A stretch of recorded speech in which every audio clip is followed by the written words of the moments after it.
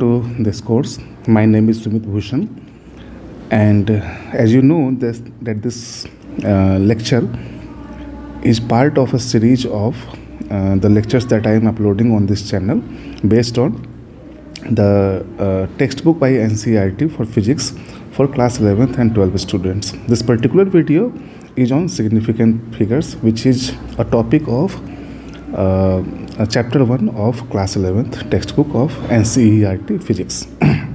So let us proceed to understand what are significant figures. So why do we need why do we need significant figures? So when we do some measurement, so we have seen previously कि जब हम physics की study करते हैं तो हमें कुछ measurements करने पड़ते हैं. जैसे कि हम जानते हैं कि फ़िज़िक्स की स्टडी में हम लोग फिज़िकल क्वांटिटीज़ के साथ डील करते हैं. तो डील करने का मतलब हमें उन्हें मेजर करना होता है. कई बार जब हम मेजर करते हैं तो डिफरेंट इंस्ट्रूमेंट्स के साथ करते हैं.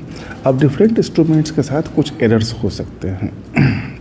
तो जब भी हम अपने मेजरमेंट के रिज़ल्ट को बताते हैं कि जो क्वांटिटी हम मेजर कर रहे थे उसकी इतनी वैल्यू है, तो because of those errors being introduced by several factors, जो रिज़ल्ट होता है, जो मेजर्ड वैल्यू जब हम बताते हैं, वो जो वैल्यू होती है उसमें दो तरह की क्वांटिटीज़ होती हैं. एक वो जो कि रिलायबली नोन डिजिट्स होते हैं, मतलब जो हमें पता होता है कि इतनी तो वैल्यू है उस क्वांटिटी की, और उसी नंबर में एक पार्ट जो होता है वो अनसर्टेन डिजिट को हम देते हैं. और इन दोनों, जब एक मेजर्ड वैल्यू जो होती है उसको हम जब हम कहते हैं कि इसकी सिग्निफिकेंट फिगर इतनी ही है, सिग्निफिकेंट नंबर्स 3 है, 4 है, 5 है, जो भी है, तो इसका मतलब होता है that consists of the number of digits which are reliably known as well as the number of digits which are uncertain. So इस तरह के उसको हम सिग्निफिकेंट फिगर कहते हैं. अब एग्जांपल देखते हैं. हमने यहाँ 2 एग्जांपल लिए हैं. जैसे हमने किसी ऑब्जेक्ट का मास मेजर किया, तो हमने जो वैल्यू बताई वो है 2.655 kg. और तो हम पहले इसको देखते हैं. ओके, तो ऐसा कहते हैं कि इस वाले वैल्यू में 4 सिग्निफिकेंट फिगर हैं. ओके, तो 4 significant figures. Okay, 4 significant figures हैं. और जो पहले 3 हैं, ये 2, 6 और 5, ये 2, 6 और 5 जो हैं, दीज आर रिलायबली नोन. सो ये तीनों जो हैं वो रिलायबली नोन है, रिलायबली नोन डिजिट्स. मतलब जिस ऑब्जेक्ट का हम मास मेजर कर रहे हैं उसकी वैल्यू इतनी तो है, 2.65 है. अब इसके बाद का जो डिजिट है वो थोड़ा अनसर्टेनिटी है, उसमें अनसर्टेनिटी है, तो ये अनसर्टेन डिजिट है. ओके, अनसर्टेन डिजिट है ये.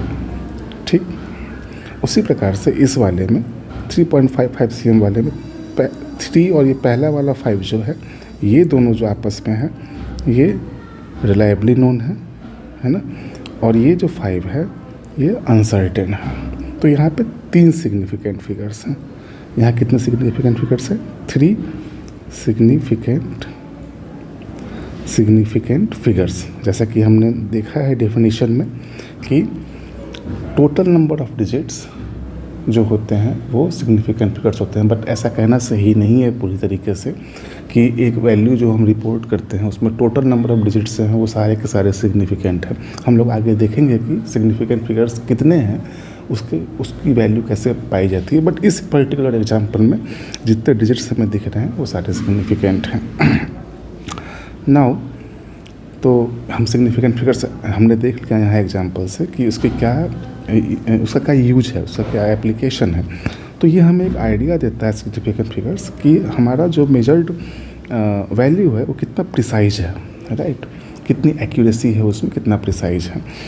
और ये जो प्रिसीजन है वो least count of the measuring tool पे डिपेंड करता है. अब लीस्ट काउंट क्या होता है, तो मैं आपको एक एग्जांपल से समझाता हूँ. जैसे हमारे आपके घरों में स्केल होता है, जैसे हम जो स्टूडेंट्स के पास एक स्केल होता है, रूलर होता है. ओके, तो यहाँ पे देखिए जैसे कि 1 centimetre, 2 centimetre, 3 centimetre, 4 centimetre and so on, इसकी वैल्यू होती है। अब जैसे इन दो सेंटीमीटर वैल्यूज़ के बीच में 10 मार्किंग्स होती हैं, जो ईच मार्किंग जो है 1 mm के डिस्टेंस पे होती है ना। तो मान लीजिए जो भी चीज़ हम, एक ऑब्जेक्ट इतनी लंबी थी जिसको हम मेजर कर रहे थे, तो जब हमने स्केल उसके ऊपर रखा तो ये वैल्यू, ये लेंथ यहाँ तक आई, इस वाले पॉइंट तक। तो ये कितना हुआ 1.123 cm। बट सपोज कीजिए कि वैल्यू जो है, जो ये लेंथ थी वो इस बीच में कहीं पे आ गई। ये जो 3 और 4 वाला जो डिवीज़न है मिलीमीटर वाला, इसके बीच में कहीं पे भी आई, तो हम अगली डिजिट के बारे में क्या कह पाएंगे कि जो लेंथ है वो 1.31 है या 32 है या 33 है या व्हाटएवर, हमें नहीं पता है एग्जैक्टली, क्योंकि वहाँ कोई मार्किंग है ही नहीं। तो यही जो है, इस पार्ट को हम अनसर्टेन कहते हैं। और लीस्ट काउंट इस केस में क्या हुआ कि जो सबसे मिनिमम नंबर ऑफ डिवीजन है, minimum value of the division है, जैसे ये जो है इसका लिस्ट काउंट कितना होगा 1 mm या 0.1 cm। जो मिनिमम वैल्यू ऑफ मार्किंग्स जो होती है किसी भी मेजरिंग टूल पे, उसको समझिए कि वो लिस्ट काउंट है ना। तो यही लिस्ट काउंट जो है वो लिमिट करता है प्रिसीजन ऑफ मेजरमेंट को। ठीक, I hope you have understood the concept behind the statement which I have just made. अब हमने ऊपर देखा था कि मैंने ये कहा था कि कुछ रूल्स होते हैं जिससे हमें पता लगता है कि किसी भी नंबर में सिग्निफिकेंट डिजिट्स कितने हैं। ठीक है, तो हम देखते हैं। तो अंडरलाइंग रूल जो है इसका हमें पता करने का, वो है कि जैसे एक स्टेटमेंट है, ठीक है, आपकी NCERT की बुक में एक स्टेटमेंट है, बहुत अच्छा स्टेटमेंट है ये, कि the number of significant figures they do not change when we change the units of the digit। इसका क्या मतलब है, यहाँ पे देखिए। जैसे हमने मेजर किया किसी ऑब्जेक्ट का मास और हमें पता चला कि 43 ग्राम है। अब यहाँ पे 2 सिग्निफिकेंट फिगर्स हैं, है ना। लेकिन अगर हम इसको ग्राम से किलोग्राम में चेंज करेंगे तो ये 0.043 किलोग्राम आएगा, लेकिन नंबर ऑफ सिग्निफिकेंट फिगर्स नहीं चेंज होगा। भले ही यहाँ पे आप देखिए 4 डिजिट्स हैं। मैंने ऊपर कहा था कि ऊपर वाले एग्जाम्पल में, जैसे इस एग्जाम्पल में मैंने कहा था कि जितने डिजिट्स हैं वो सारे के सारे सिग्निफिकेंट हैं, लेकिन ऐसा ज़रूरी नहीं है कि हर एक वैल्यू में हो कि जितने डिजिट होंगे वो सारे के सारे सिग्निफिकेंट होंगे, ऐसा नहीं होता है। This is not necessary. तो यहाँ पे देखिए 4 डिजिट हैं, but significant figures only 2। Similarly यहाँ भी भले ही अगर हम ग्राम से मिलीग्राम में चेंज कर रहे हैं तो 43,000 मिलीग्राम होगा ये, बट सिग्निफिकेंट फिगर्स जो है 3 ही हैं। इससे हमें कुछ रूल्स पता चलते हैं कि क्या होगा। जैसे कि कोई जैसे ये नंबर है, तो वैसे सारे ज़ीरो जो पहले, मतलब एक डेसिमल नंबर है, तो एक डेसिमल नंबर है ये, है ना। तो डेसिमल के बाद जो डिजिट्स हैं उसमें अगर पहला नॉन जीरो डिजिट, जो यहाँ इस केस में 4 है, इससे पहले आने वाले जो भी जीरो होंगे वो नॉन सिग्निफिकेंट होंगे। जैसे कि 0.0053। अब इसमें देखिए आप 1 2 3 4 5 डिजिट्स हैं total, but significant figures only 2 है।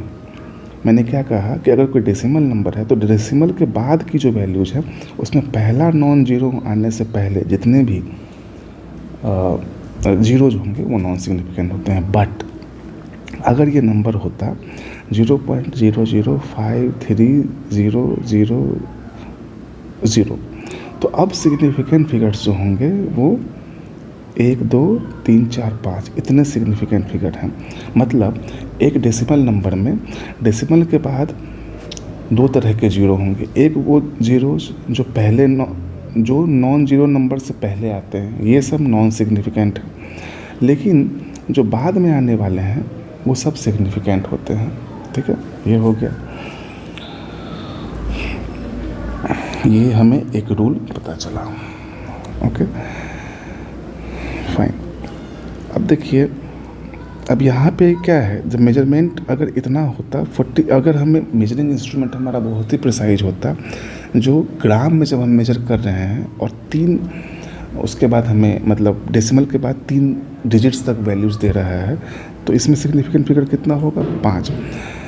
अब हम इसको अगर किलोग्राम में चेंज करेंगे तो क्या आएगा? 0 पॉइंट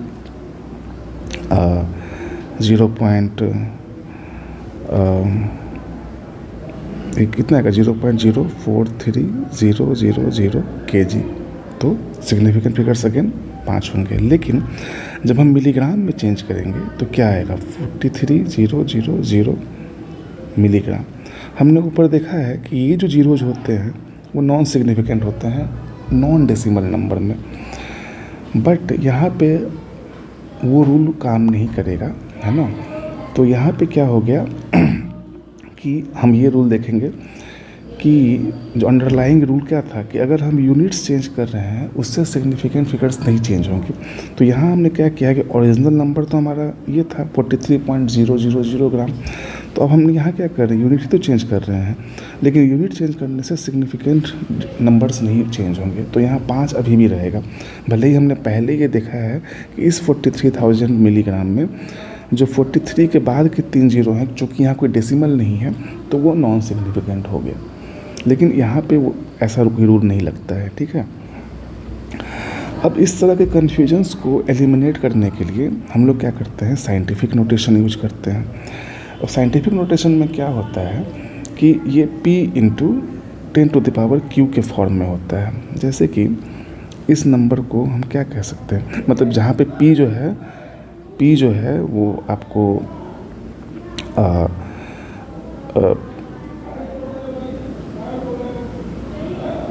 p आपको p lies somewhere between 10 and 0, okay.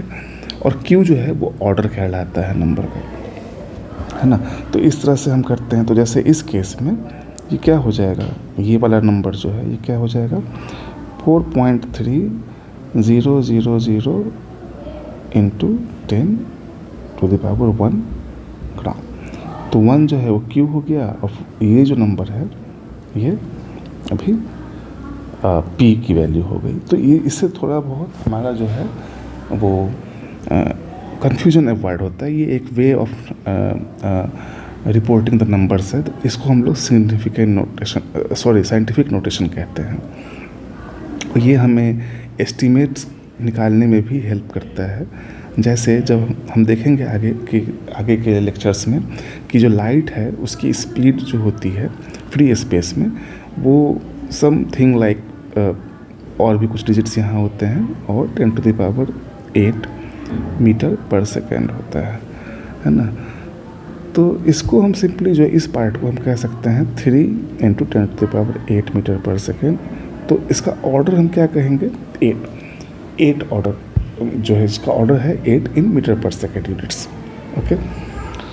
तो इतना समझने के बाद हम आगे बढ़ते हैं और हम देखते हैं कि अगर हमें सिग्निफिकेंट नंबर मतलब कुछ डिजिट्स तो 2 या 3 या 4 जो है वो वैल्यूज़ मेजर्ड वैल्यूज़ दी गई हैं, और उस पर हमें कुछ अरिथमेटिक ऑपरेशन करना है। अरिथमेटिक ऑपरेशन क्या होता है? एडिशन, सब्ट्रैक्शन, मल्टीप्लिकेशन, डिवीजन, ठीक है। अगर ये करना है तो जो रिजल्टेंट नंबर होगा उसमें कितने सिग्निफिकेंट फिगर्स होंगे। तो एक सिंपल सा रूल है जो हर जगह वैलिड है, इसी पे सब कुछ सब कुछ हमारा निकल के चला आएगा। अब ये देखिए स्टेटमेंट देखिए कि एक अरिथमेटिक ऑपरेशन का जो रिजल्ट नंबर है, जब हमें दो वैल्यूज है उसको हमें ऐड करना है, तो जो रिजल्ट आएगा उसमें नंबर ऑफ़ सिग्निफिकेंट फिगर्स जो है वो ज़्यादा नहीं हो सकता है, वो अधिक नहीं हो सकता है उस नंबर से, दोनों में से जिसमें कम सिग्निफिकेंट फिगर हो। जैसे कि मान लीजिए एक नंबर है, हम लोग नीचे एग्जांपल देखने ही वाले हैं इन एनी केस, तो हम समझते हैं इस स्टेटमेंट का क्या मतलब है। अब देखिए यहाँ पे हमें इस एग्जांपल में ये 2 नंबर्स हैं जिसे हमें ऐड करना है, ठीक है। अब दोनों के सिग्निफिकेंट फिगर्स कितने हैं? 4 ही हैं, है ना। तो इसमें हम देखेंगे जब हम इसको ऐड करेंगे तो रिज़ल्ट में हमें क्या आया? ये नंबर मिला जिसमें 5 सिग्निफिकेंट फिगर हैं, लेकिन रिज़ल्ट जो है वो 4 से अधिक उसका सिग्निफिकेंट नहीं हो सकता है। मतलब result of an arithmetic operation can not be more precise than the original numbers. Okay, तो जो ओरिजिनल नंबर्स इन्वॉल्व थे अरिथमेटिक ऑपरेशन में, उसमें से जो लीस्ट प्रिसाइज नंबर था उतना ही प्रिसीजन हो सकता है किसी रिजल्टिंग नंबर का। ओके, जो हम सम या करेंगे या सब्ट्रैक्ट करेंगे, मल्टीप्लाई करेंगे या डिवाइड करेंगे उसमें। तो यहाँ रिजल्ट जो हमने ऐड किया इन दोनों को, तो हमें क्या मिला है 465.63। अब यहाँ पे 5 सिग्निफिकेंट फिगर है, लेकिन हम जो रिजल्ट रिपोर्ट करेंगे वो यहाँ तक होगा 465.6, क्योंकि ओरिजिनल नंबर्स में 4 ही सिग्निफिकेंट फिगर हैं। ओके, सिमिलरली जब हम यहाँ डिवाइड करेंगे, आप अगर कैलकुलेटर में ये वैल्यू पुट करेंगे 4.237 डिवाइडेड बाई 2.51, तो आपको बहुत बड़ा सा एक नंबर मिलेगा। लेकिन यहाँ जो 2 नंबर इन्वॉल्व हैं उसमें देखिए, यहाँ पे न्यूमरेटर में जो नंबर है उसके 4 सिग्निफिकेंट फिगर हैं और डिनोमिनेटर में जो नंबर है उसके 3 ही सिग्निफिकेंट फिगर हैं। तो रिजल्ट हमारा 3 सिग्निफिकेंट फिगर से अधिक का नहीं हो सकता है। इसमें 4 सिग्निफिकेंट फिगर भी नहीं हो सकता है, क्योंकि ये कम प्रिसाइज है। तो इससे ज़्यादा प्रिसीजन वाला हमारा रिजल्ट नहीं हो सकता है। ठीक है।